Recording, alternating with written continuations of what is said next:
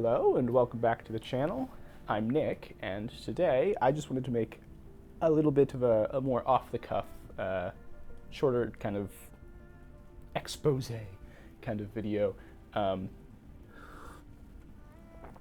about this nice little eBay pickup that I picked up. And that is this beautiful little tripod from Billoret, or Billore, or Billora. On the front it says Billora, which I think is the name of the actual tripod itself.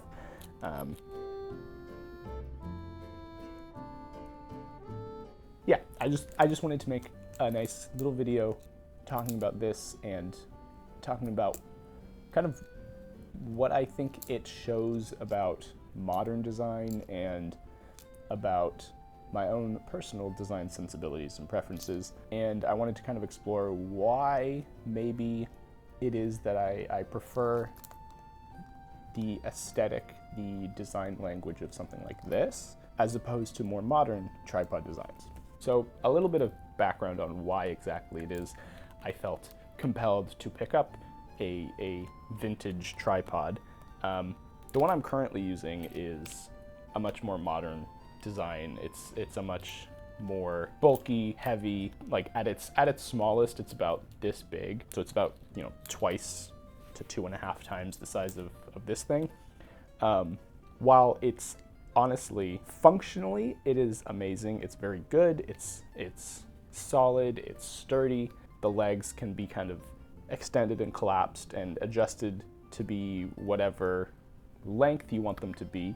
And for a piece of video production equipment, that's kind of ideal. That's the point. You don't want something that looks pretty that you literally just stick under your camera so you never see it.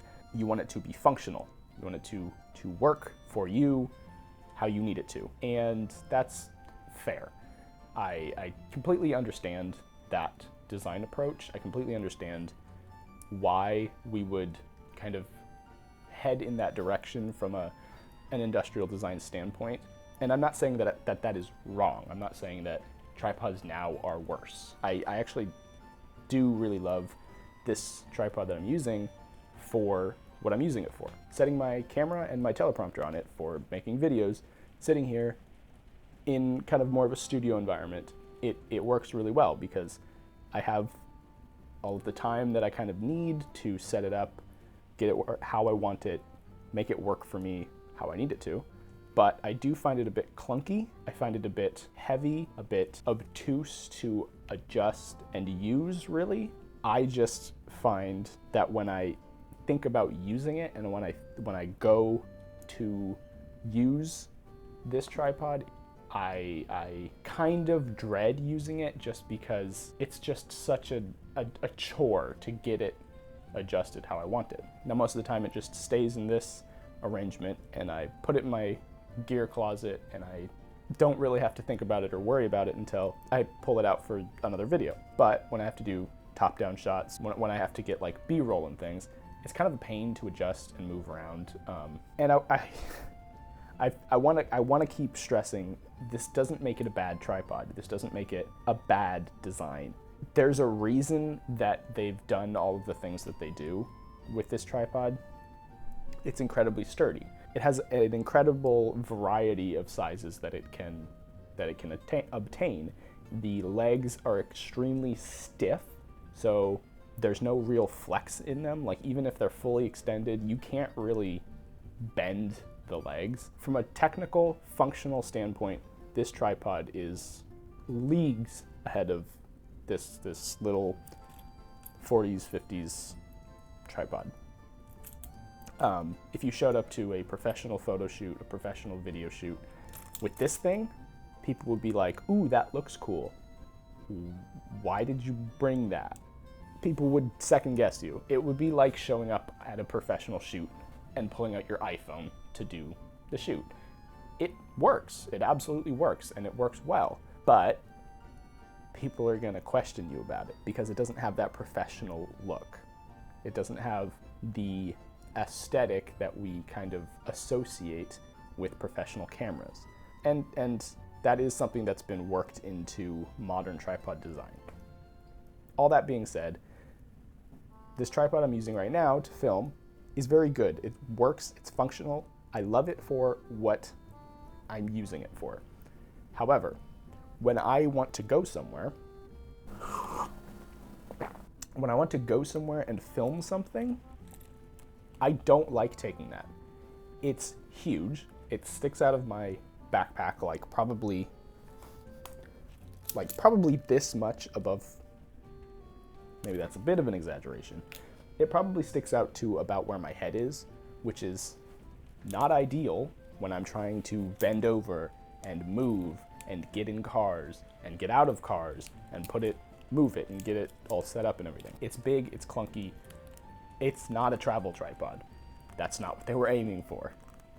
However, it's the only one that I had. So that is what I have to use it for. I have to use it for all of my tripod needs. So that discourages me from actually going out and using it to take photos. Now granted, most of my photos I don't use a tripod with. I don't really do a whole lot of landscape photos, and when I do, it's not something that I need a long exposure for. It's not something that I need high levels of stability for. I'm not a particularly landscape-focused photographer. However, I do occasionally need to do a long exposure. I do occasionally want to do something with a little bit more stability, and it is very nice to have a tripod to do that with. But the one that I currently have, the one that I currently use, is not conducive to making me actually want to go and do that. And that's where this guy comes in. I got this specifically because I wanted a smaller tripod, and I looked and looked and looked and tried to find one that was reasonably priced. I got this one for free from my aunt, and I can't be grateful enough to her for that, because she had upgraded her tripod and she didn't need this one, and I cannot be thankful enough for that. It helped me a lot. It's about a $400 tripod, so if I wanted to get this tripod now, that would be quite the investment. Unless I'm making money on my photos, which is maybe a story for another video. I don't really love the idea of making money on my photos. I don't know why. Maybe we could dig deeper into that later, but unless I'm making money on my photos, unless I'm making money on what I'm using the tripod for, that's a big investment. Something like this off of eBay for 50 bucks is still not an insignificant amount of money, but it's significantly less than $400. And if this can do even a fraction of what this tripod can do, I'll be happy. At its core, a tripod is a very simple, very straightforward concept. You basically just need 3 legs, which ideally can kind of be collapsed and made a little bit more compact, so you're not walking around with this all the time. But essentially, it just needs 3 legs and a spot to put your camera. Maybe make that spot adjustable, maybe don't. Where it gets more complicated is where we want to add functionality. So unless you want to just have this size of a tripod, unless that's the case, which I would argue for most people it's probably not the case, you need some way to make these legs bigger. Previously, throughout history, that had been done by having essentially a hollow, like this part would be flat, and the middle would be hollow, and you would have another leg that slides up into that, right? So I'll show some photos to kind of do a better job explaining what I'm talking about. But that's how you would telescope the leg. That's not exactly the most scalable solution, right? Because the more extensions you want to add, the wider the top leg needs to be. Or you just have to make it extremely long to begin with, and then you can have about double that with the single extension.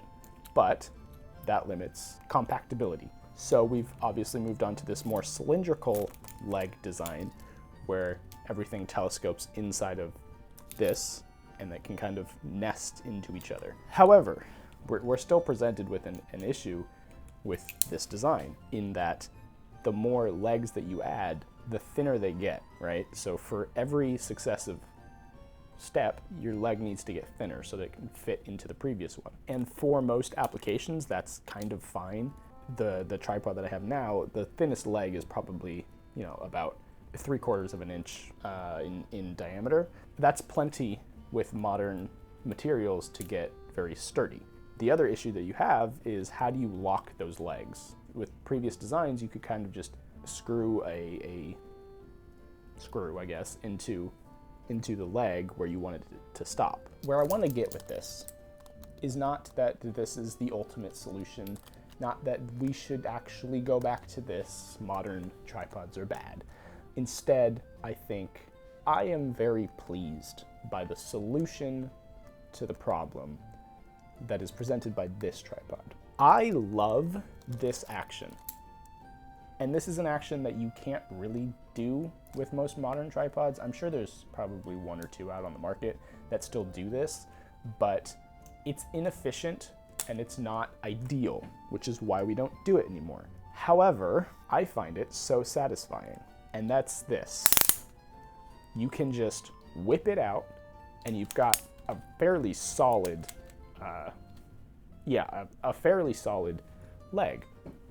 And I'll do some close-ups to show exactly how this functions, but essentially you've got all of these little pins that are straight until a certain point, and then they become conical, which means that while they're in this position, they don't collapse, because the cylindrical section of the pin is being stopped by the leg that it's locked into, that it's engaged into.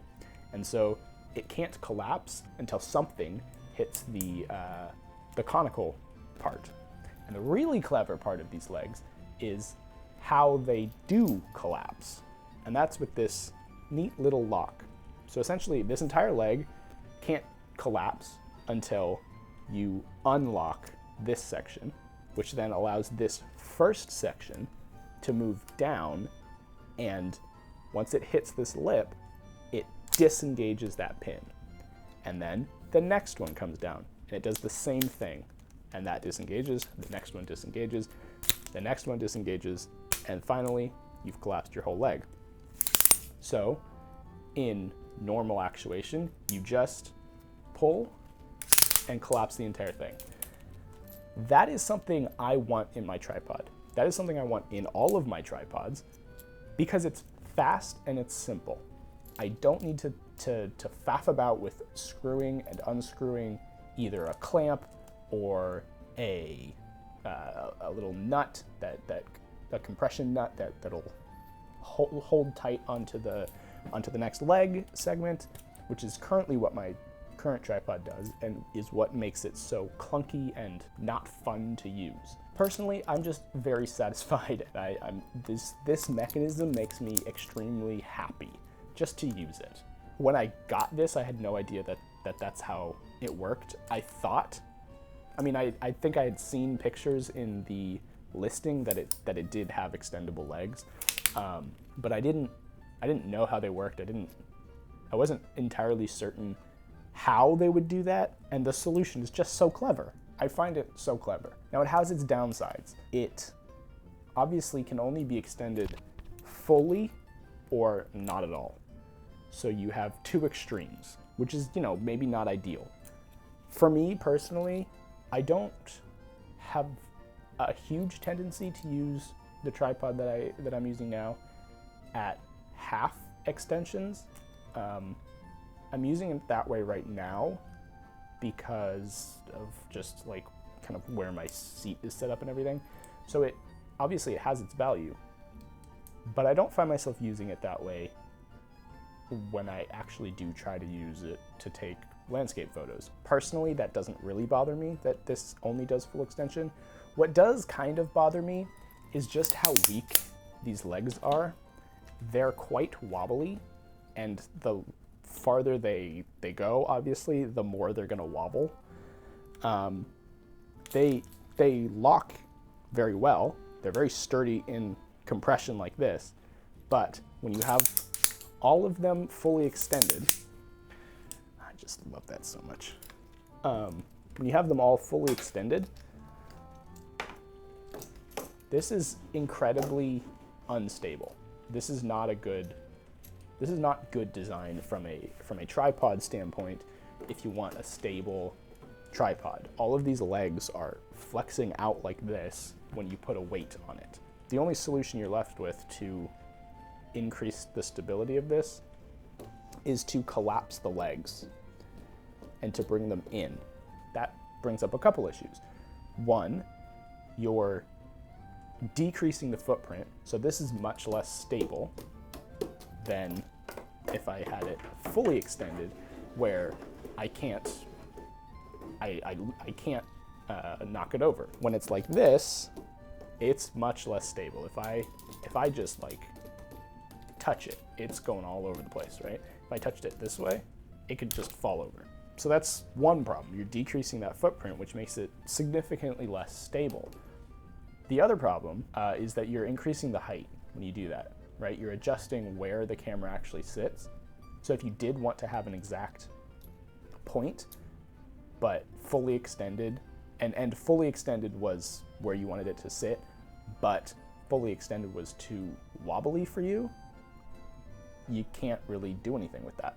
You have to, in order to gain stability, you have to decrease, or you have to increase height, which could potentially be a genuine issue. Those are genuine downsides to this approach. I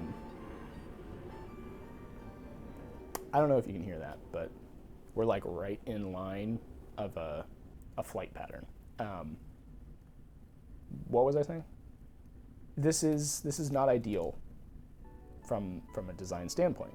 And like right now, you can actually see it's fairly stable from like a compression standpoint, but it is much less stable from a jostling standpoint.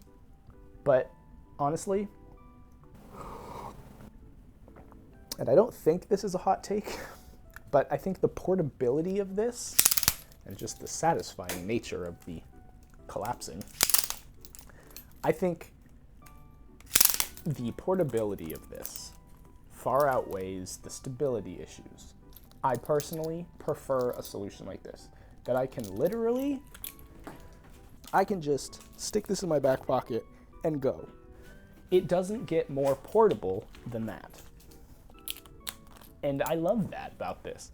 I recently went to the city with my girlfriend and my brother, and I literally just had this in my jacket pocket the entire time. And for the majority of the outing, I completely forgot that it was even in there. I had intended to go take pictures, but that never panned out. But that wasn't an issue, because I didn't lug around this giant, heavy tripod and not use it. I lugged around this small, light, portable tripod and didn't use it. And I didn't even really notice that it was there. And that is very valuable to me. So yeah, that's kind of my personal feelings on why I think this is honestly just a really fun, a really unique, a really interesting design in itself. It also comes with this beautiful little leather carrying case. It's old, it's ripped, it's old. But why does stuff not come with something like this anymore? Like, this is something that premium things only really come with nowadays, and I don't think this was a particularly premium tripod. I think more things should come with carrying cases. They don't have to be leather. They could be, vegan leather. They could be cloth. I don't care. But more things should come with carrying cases.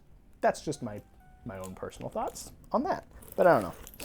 Personally, I love this thing for its portability, for its personality, which we'll get into. And I love it just for being a thing that I now have. So now we're going to talk about more of the actual industrial design aspect of this product. Full disclosure, I wasn't really able to figure out exactly what design movement, design style this would fit under. Personally, I would lean more towards kind of the modernist. I want to say Bauhaus, but that's probably just because that's my favorite and everything. I want everything to be the Bauhaus movement, but I would probably say a little bit more modern design, very functional, very honest in its material choices, in its signifiers. It's very pared down. It's not particularly ornamental, but it still does have a little bit of that unnecessary detail, but still functional. And it's kind of taken that unnecessary detailing down a little bit. It's not quite to the Bauhaus sensibilities, because like there still are some extraneous details that don't really need to be there and could potentially confuse the user. And it's not totally function over form. So yeah, I wasn't really able to figure out exactly where it would fit, but I would say probably closer to more modern design.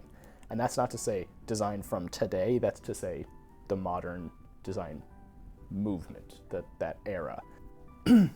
Let me know if I'm wrong though. I did love design history. I had a couple of really great design history teachers, but I was never good at actually identifying like what era things came from. I just really loved looking at all the cool old designs.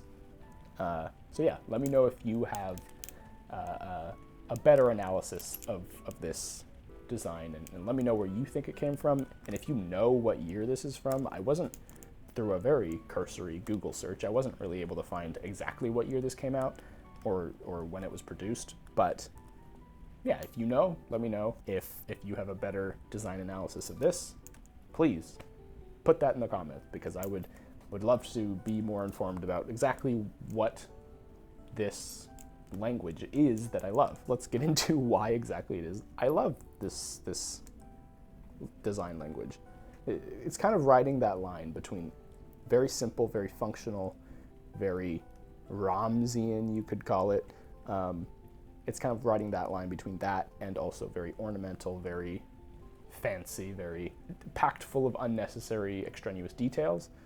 It kind of rides that line well, because it does have, like I said, it does still have some ornaments. It has some details that are not really serving a function or even serving as like a signifier.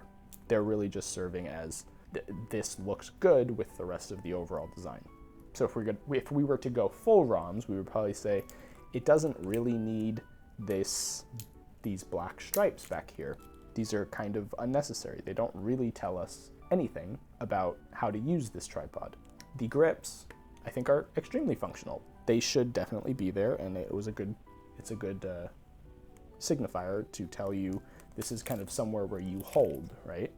And on the locking release mechanism, you've got these, I guess depending on where you're holding it, horizontal or vertical lines that kind of tell you this is a grip.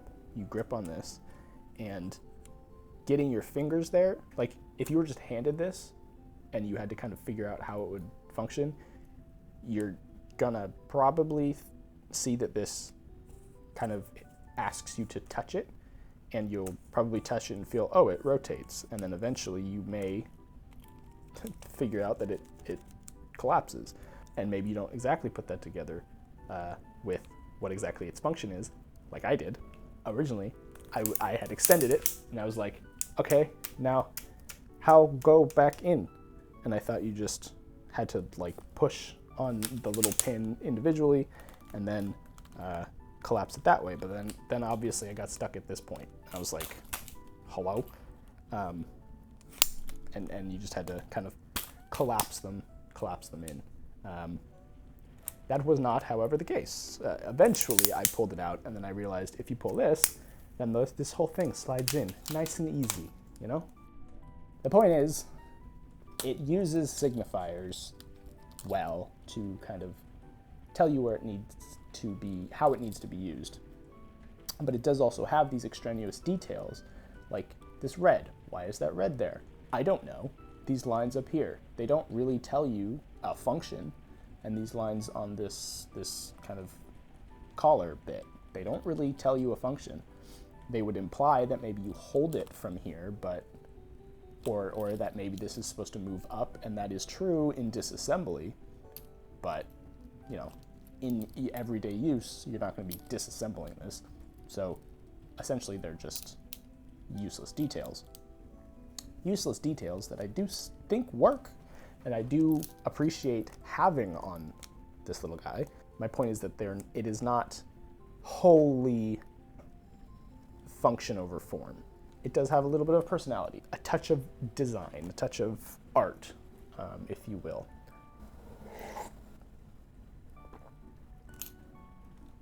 Yeah, I don't know. I don't have a whole lot of, I'm still trying to analyze myself and figure out why it is that I like this so much. And it's the same in my preference for cameras. 1 second, I'll be right back. One of my favorite cameras that I own is this Olympus OM1. It's my film camera of choice until, you know, maybe I pick up a Leica because I'm a big spender.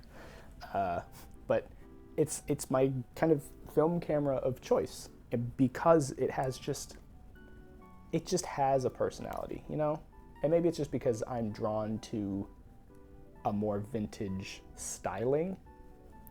Obviously, I mean, if you see the way that most of my stuff is set up, the way that I kind of dress and present myself, that's kind of, yeah, that makes sense. That falls in line. If I dress in an extremely vintage way and then I use like a modern Polaroid camera, that's going to be like, I don't know, a little bit incongruous. It's not really going to flow with my vibe.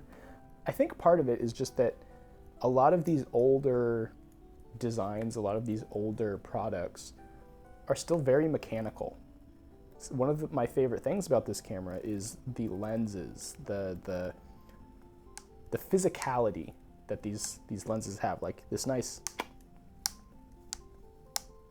click when you hit the stops for the focusing ring, the nice clicks that you get when you're adjusting the aperture.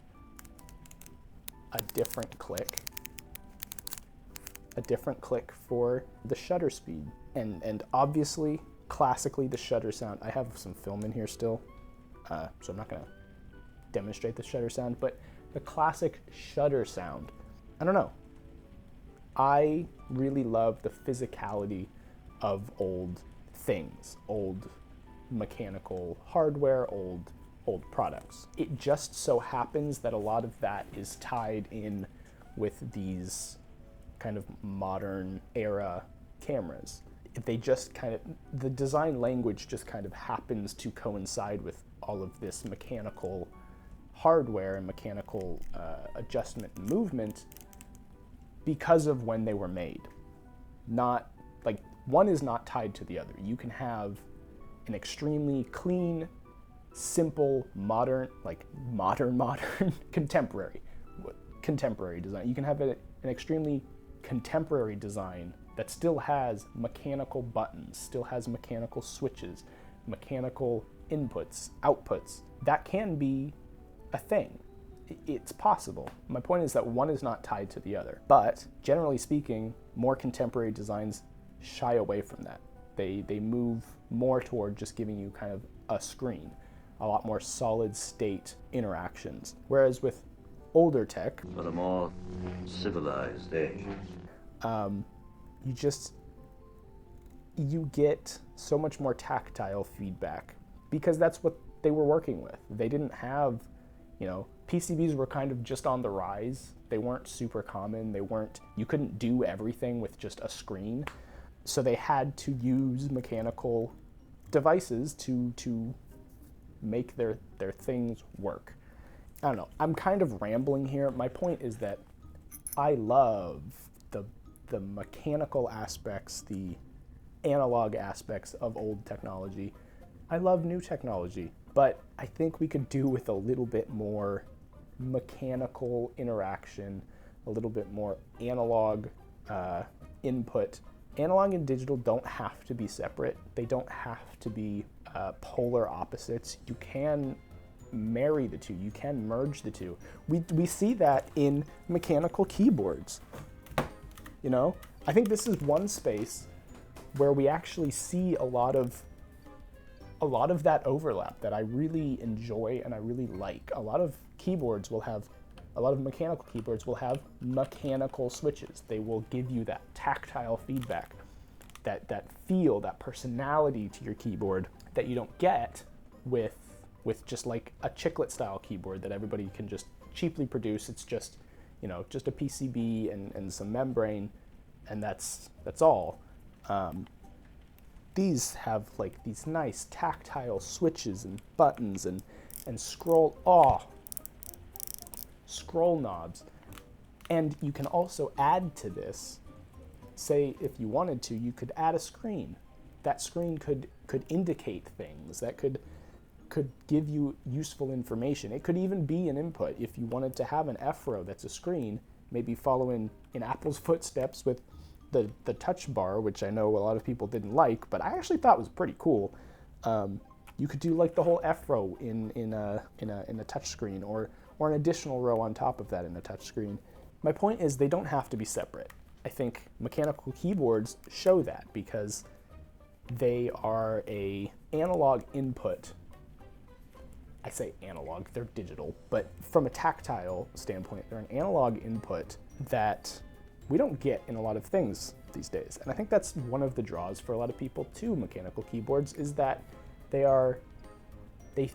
bring back that feel, that personality to products and your interaction with the screen, right?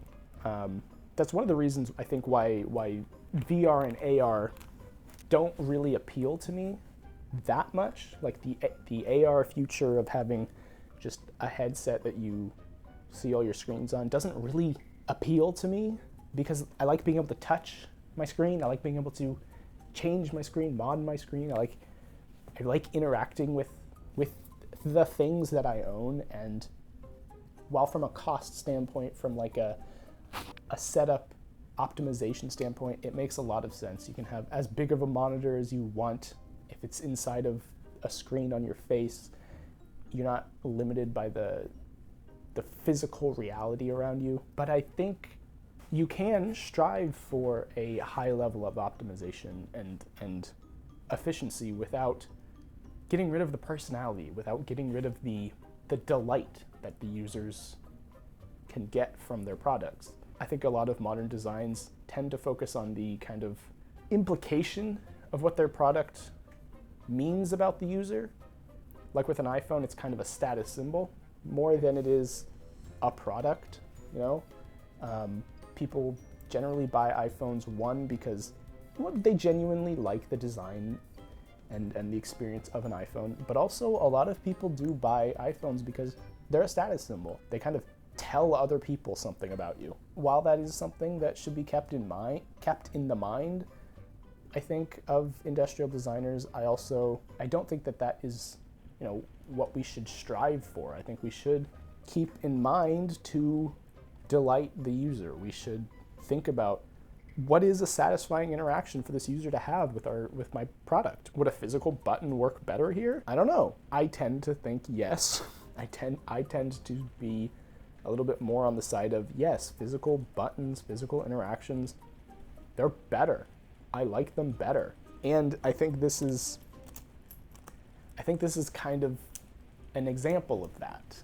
It comes from a time when that was kind of a priority. When these physical click, click, click, click, click, you know, when that was something that, like, they could have made those clicks silent, but they didn't. Okay, let's try to wrap this up. I thought this was going to be a shorter video. I guess I was wrong. But my ultimate thoughts are essentially just that I love this approach. I love this direction in design of mechanical interactions, and focusing on making those mechanical interactions satisfying and just really feel good for the user to interact with. Because if you make those tedious, if you make those interactions not satisfying, the user isn't gonna want to use them. Like they're not gonna want to make use of those interactions that you did the work of designing into your product. So just spend the extra time to add a satisfying click, a good spring. You know, give the user satisfying feedback in the product so that they actually want to use those interactions. And I don't want to sit here and you know, preach to the choir. Obviously, there's so many limitations that could lead to bad physical interactions, bad mechanical interactions. I understand that. And I think a lot of the issues with more modern designs comes from the fact that products are made on extremely tight budgets. We're trying to make products that are affordable with materials that are maybe not so premium, but are a lot cheaper than those premium options. I understand that, and I sympathize with that. Though I do lament? Is that the right word? I lament. What is lament? Lament. I do lament the loss of these satisfying mechanical interactions. I don't necessarily always blame the designer. I think a lot of the time, and this may sound like a cop-out, it is a little bit more of a systematic issue than just bad design. But I do think that it's doable. I think that we should all push for and strive for better physical interactions in our designs. That's all I'm really trying to say here, is that I love this thing just because it's just so satisfying to hold and to use and I love that. And that's something you just don't get today so much. We can, and I think we will. As with many things, design trends, design styles are kind of, you know, on a wave. It comes in cycles. I think right now we are a little bit moving back towards more ornament in our designs, a little bit more personality. I think that we are kind of moving out of that focus on function over form, and I think we are a little bit more in a balance of the two. I think PlayStation actually kind of shows this. Personally, I don't love the design, but I love the direction. I love that they want to make their console look like not just a box. Even if maybe that makes it a little bit less functional, I like that. I like that they are willing to give it a personality. Because when you see a PlayStation 5, you know it's a PlayStation 5, you know? If I see an Xbox, a Xbox Series X, I mean, yes, I know what it is because I'm kind of within the gaming world. I'm caught up on all of that. I follow all of that. But if I didn't, I'd see it and be like, okay, it's a black box. That could be any other black box on the market. But the PlayStation 5, you know it's a PlayStation 5. You only have to see it once to know that that is a PlayStation 5. And I appreciate that. But I do also still really love just good old silver and black with a little bit of an accent color. That's just my personal opinion. That's my personal, what I personally like. That there's not really a rationale behind it other than just I associate it with good things. I associate it with quality, with physical interactions, stuff like that. I need to wrap up this video now. There's not really an outro, other than, I guess, just asking you guys, what do you think? What do you think of these kind of styles of design? What do you think of mechanical interactions in design? Do you like mechanical interactions in your design? Do you dislike mechanical interactions? Do you think that like kind of a more touchscreen focused direction is better? Do you think that that's kind of the direction that we should go? I don't know. What do you guys think? Let me know in the comments below. I hope you enjoyed watching this rather rambly video. I'll see you guys next time. Have a good day and happy gaming. And designing?